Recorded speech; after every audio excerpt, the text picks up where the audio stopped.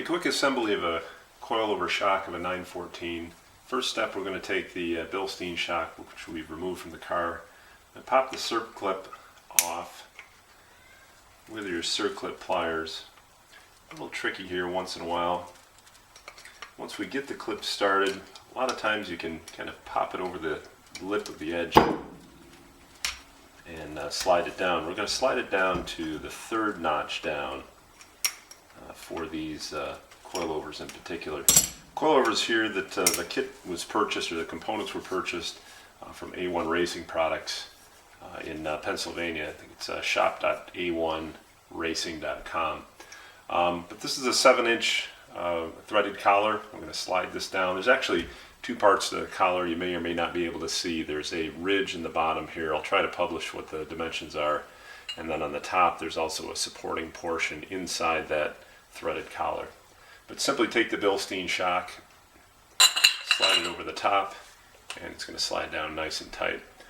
Next step is to take the threaded collar, and you can actually do this beforehand, but you can either start it from the top or the bottom and just thread this on.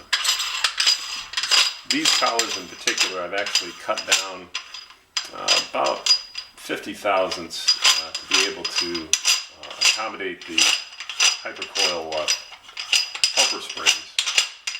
And so when they're at full compression, this collar right here does not contact it.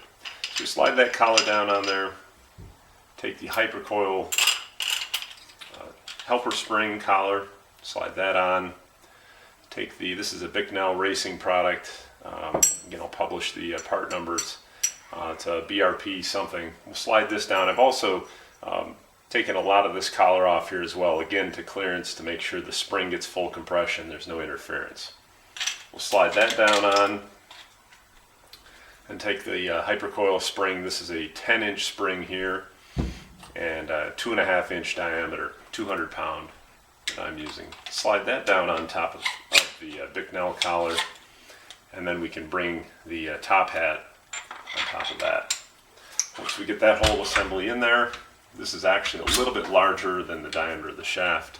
We can take the 914 components, the washer, slide that down on top, and then the threaded collar, slide that all the way down, and then we'll tighten it.